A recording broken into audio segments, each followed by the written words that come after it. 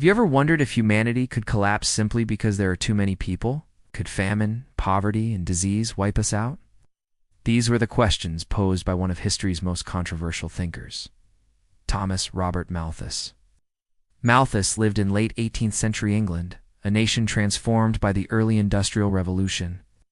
Factories were rising, cities were swelling, and traditional rural life was giving way to crowded urban centers filled with new workers. This period also saw Britain's population growing faster than ever before. As a cleric and economist, Malthus watched anxiously, fearing that soaring numbers of people would outstrip farms, wages, and resources, pushing society toward an inevitable disaster. In 1798, Malthus published his essay on the principle of population. In it, he made a startling claim. Population grows much faster than food production, creating an inevitable gap that leads to human suffering. According to Malthus, population grows geometrically, doubling every generation, while food supply only increases arithmetically in a slower step-by-step manner. This imbalance, he warned, meant that famine, poverty, and collapse were not just possible but unavoidable. To explain how societies manage this imbalance, Malthus described two kinds of checks. Preventive checks like delayed marriage and fewer children slowed growth voluntarily, while positive checks like famine, disease, and war brutally reduced populations. One historical example often linked to Malthus' idea is the Irish Potato Famine of the 1840s. Ireland's population had exploded, but over-reliance on potatoes meant that when blight struck, millions starved or emigrated. Another tragic case was the Bengal Famine of 1943, in which millions in British-ruled India died. War disrupted food supplies, while population pressures deepened vulnerability, showing how quickly scarcity can spiral into catastrophe. In the African Sahel during the late 20th century, droughts combined with rapid population growth devastated communities. Croplands turned to desert, and famines claimed lives, echoing Malthus' prediction that nature itself can enforce limits. Yet history also provides counterexamples where innovation overturned Malthus' predictions. In the mid-20th century, the Green Revolution introduced new crop varieties, fertilizers, and irrigation techniques, allowing countries like India and Mexico to feed far more people than expected. The Green Revolution did more than just prevent famine. It demonstrated how science could push back natural limits. Instead of starvation, many nations experienced food surpluses. A development Malthus could hardly have imagined in his lifetime. Another factor Malthus underestimated was global trade. Food production no longer had to match local population growth. Grain, rice, and meat could be transported across oceans, redistributing resources in ways that avoided local collapse. Perhaps most strikingly, population growth itself began slowing in many societies. As nations industrialized, birth rates dropped, a process called the demographic transition. Today, countries like Japan and Italy face shrinking populations, not runaway growth. So was Malthus simply wrong? Not entirely? While innovation and social change bought humanity time, his core warning remains powerful. Resources are finite, and unchecked growth eventually collides with environmental and social limits. Malthus influenced not just economists, but also biologists.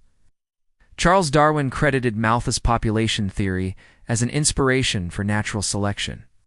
In nature, like in human society, competition for limited resources drives survival and adaptation. But Malthus' ideas also carried a darker legacy. Policymakers sometimes used his warnings to argue against aid for the poor, suggesting that charity only encouraged more births and deeper poverty. His theory shaped social policy in troubling ways. Looking at the 21st century, echoes of Malthus' return in climate change debates, rising global temperatures, water shortages, and soil depletion all raise fears that humanity may again hit natural limits, regardless of technological progress. For example, in parts of sub-Saharan Africa, rapid population growth still challenges food security. Even with modern farming, limited infrastructure, political instability, and climate stress mean that hunger remains a daily reality for millions. In the Middle East, water scarcity is a pressing crisis. Aquifers are draining, rainfall is unreliable, and populations continue to expand. These conditions make Malthus' warnings about natural limits feel eerily relevant again. Urban megacities highlight another challenge. Places like Lagos, Dhaka, and Manila struggle with overcrowding, strained infrastructure, and limited housing. Even without famine, rapid growth creates pressures that match Malthus' fears of collapse through scarcity. At the same time, critics argue that technology continues to outpace disaster. Advances in renewable energy, desalination, and artificial intelligence in agriculture suggest humanity may still innovate its way beyond the barriers Malthus described. One striking example is vertical farming, where crops grow indoors in controlled environments. These systems use less land and water, producing food in cities. Such innovation directly challenges the idea that natural limits cannot be overcome. Genetically modified crops add another layer of resistance to Malthus' thesis.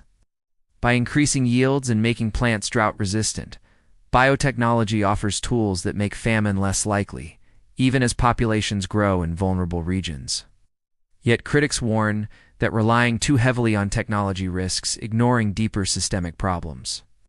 Unequal distribution of food and resources often causes hunger, not absolute scarcity. Famines are frequently political failures, not natural inevitabilities. Take Ethiopia's famine in the 1980s. While drought played a role, political conflict and poor governance amplified suffering. Malthus emphasized nature's limits. But modern history shows human decisions often determine who eats and who starves. Similarly, the Bengal famine was not just about food shortages. Historians argue British colonial policies and wartime priorities made the disaster far worse. Human systems, not just natural scarcity, shaped outcomes. Today, many ideas about sustainability sound similar to Malthus' warnings. Think of concepts like planetary boundaries or the ecological footprint.